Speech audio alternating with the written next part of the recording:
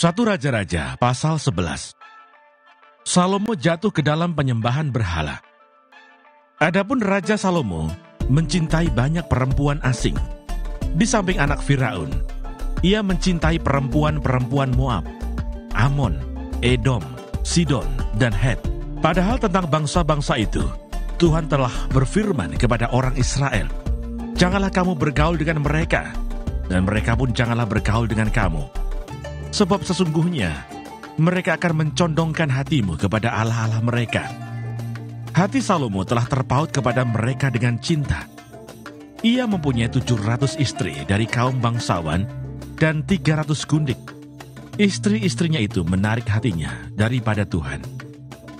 Sebab pada waktu Salomo sudah tua, istri-istrinya itu mencondongkan hatinya kepada allah-allah lain, sehingga ia tidak dengan sepenuh hati berpaut kepada Tuhan Allahnya, seperti Daud ayahnya. Demikianlah Salomo mengikuti Asitoret, dewi orang Sidon, dan mengikuti Milkom, dewa kejijikan, sembahan orang Amon. Dan Salomo melakukan apa yang jahat di mata Tuhan, dan ia tidak dapat sepenuh hati mengikuti Tuhan, seperti Daud ayahnya. Pada waktu itu Salomo mendirikan bukit pengorbanan bagi Kamos, dewa kejijikan sembahan orang Moab, di gunung di sebelah timur Yerusalem, dan bagi Moloch, dewa kejijikan sembahan Bani Amon. Demikian juga dilakukannya bagi semua istrinya, orang-orang asing itu, yang mempersembahkan korban ukupan dan korban sembelihan kepada allah-allah mereka. Sebab itu Tuhan menunjukkan murkanya kepada Salomo, sebab hatinya telah menyimpang daripada Tuhan, Allah Israel, yang telah 2 kali menampakkan diri kepadanya, dan yang telah memerintahkan kepadanya dalam hal ini, supaya jangan mengikuti allah-allah lain. Akan tetapi ia tidak berpegang pada apa yang diperintahkan Tuhan.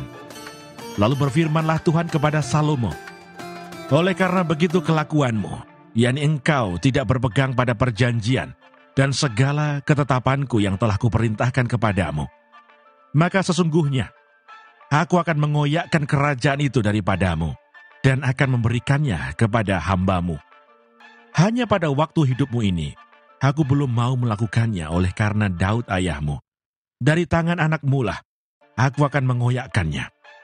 Namun demikian kerajaan itu tidak seluruhnya akan kukoyakkan daripadanya. 1 suku akan kuberikan kepada anakmu oleh karena hambaku Daud, dan oleh karena Yerusalem yang telah kupilih." Lawan-lawan Salomo. Kemudian Tuhan membangkitkan seorang lawan Salomo, yakni Hadad, orang Edom. Ia dari keturunan Raja Edom. Sesudah Daud memukul kalah orang Edom, maka Panglima Yoab pergi menguburkan orang-orang yang mati terbunuh, lalu menewaskan semua laki-laki di Edom.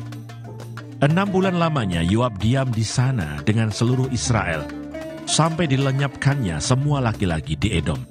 Tetapi Hadad melarikan diri bersama-sama dengan beberapa orang Edom dari pegawai-pegawai ayahnya, dan mengungsi ke Mesir. Hadapun Hadad itu masih sangat muda. Mereka berangkat dari Midian, lalu sampai ke Paran. Mereka membawa beberapa orang dari Paran, lalu mereka sampai ke Mesir kepada Firaun, Raja Mesir. Ia ini memberikan rumah kepada Hadad, menentukan belanjanya, dan menyerahkan sebidang tanah kepadanya. Hadad demikian disayangi Firaun, sehingga diberikannya kepadanya seorang istri, yakni adik istrinya sendiri, adik permaisuri Tahpenes. Lalu adik Tahpenes itu melahirkan baginya seorang anak laki-laki, Genubat namanya, dan Tahnepes menyapih dia di istana Firaun. Sehingga Genubat ada di istana Firaun, di tengah-tengah anak-anak Firaun sendiri. Ketika didengar Hadad di Mesir bahwa Daud telah mendapat perhentian bersama-sama dengan nenek moyangnya, dan bahwa Panglima Yoab sudah mati juga, maka berkatalah Hadad kepada Firaun, "Biarkanlah aku pergi ke negeriku." Lalu bertanyalah Firaun kepadanya, "Tetapi kekurangan apakah engkau padaku ini? Maka engkau tiba-tiba berniat pergi ke negerimu." Jawabnya, "Aku tidak kekurangan apapun, namun demikian biarkanlah juga aku pergi." Allah membangkitkan pula seorang lawan Salomo, yakni Reson bil Eliada, yang telah melarikan diri dari tuannya, yakni Hadadeser, Raja Soba. Ia mengumpulkan orang-orang, lalu menjadi kepala gerombolan. Ketika Daud hendak membunuh mereka, maka pergilah mereka ke Damsyik. Mereka diam di sana, dan disitulah mereka mengangkat Reson menjadi raja. Dialah yang menjadi lawan Israel sepanjang umur Salomo. Ia mendatangkan malapetaka sama seperti Hadad. Ia muak akan orang Israel dan menjadi raja atas Aram. Juga Yerobeam bin Nebat, seorang Efraim dari Sereda, seorang pegawai Salomo. Nama ibunya Zeruah, seorang janda, memberontak terhadap raja. Inilah alasannya mengapa ia memberontak terhadap raja. Salomo mendirikan Milo, dan ia menutup tembusan tembok kota Daud ayahnya. Yerobeam adalah seorang tangkas.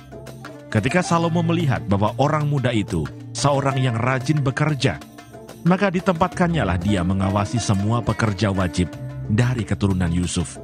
Pada waktu itu, ketika Yerobeam keluar dari Yerusalem, Nabi Ahia orang Silo itu mendatangi dia di jalan dengan berselubungkan kain baru, dan hanya mereka berdua ada di padang. Ahia memegang kain baru yang di badannya, lalu dikoyakkannya menjadi 12 koyakan, dan ia berkata kepada Yerobeam, "Ambillah bagimu 10 koyakan, sebab beginilah firman Tuhan, Allah Israel. Sesungguhnya aku akan mengoyakkan kerajaan itu dari tangan Salomo, dan akan memberikan kepadamu 10 suku. Tetapi 1 suku akan tetap padanya oleh karena hambaku Daud, dan oleh karena Yerusalem, kota yang kupilih itu dari segala suku Israel. Sebabnya ialah, karena ia telah meninggalkan aku, dan sujud menyembah kepada Asitoret, dewi orang Sidon, kepada Kamos, Allah orang Moab, dan kepada Milkom, Allah Bani Amon. Dan ia tidak hidup menurut jalan yang kutunjukkan, dengan melakukan apa yang benar di mataku, dan dengan tetap mengikuti segala ketetapan dan peraturanku, seperti Daud ayahnya. Bukan dari tangannya akan kuambil seluruh kerajaan itu. Aku akan membiarkan dia tetap menjadi raja seumur hidupnya, oleh karena hambaku Daud yang telah kupilih, dan yang tetap mengikuti segala perintah dan ketetapanku.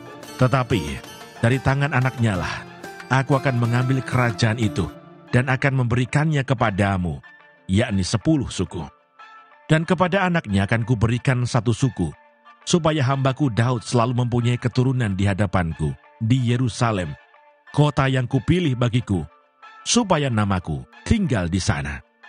Maka engkau ini akan kuambil, supaya engkau memerintah atas segala yang dikehendaki hatimu, dan menjadi raja atas Israel.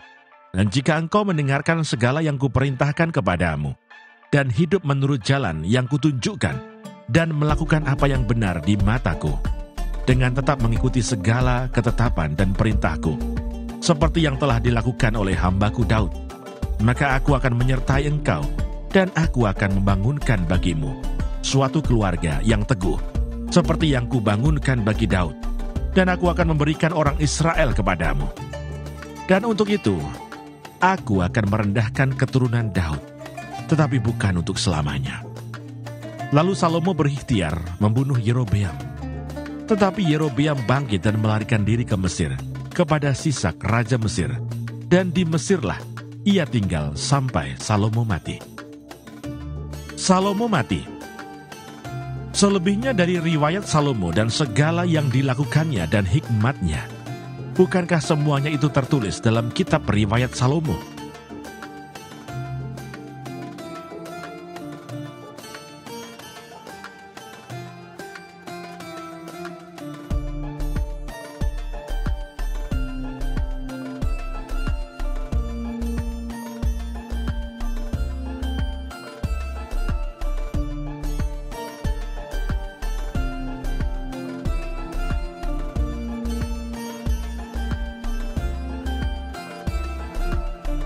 Lamanya Salomo memerintah di Yerusalem atas seluruh Israel ialah 40 tahun. Kemudian Salomo mendapat perhentian bersama-sama dengan nenek moyangnya, dan ia dikuburkan di kota Daud ayahnya. Maka Rehabeam anaknya menjadi raja menggantikan dia.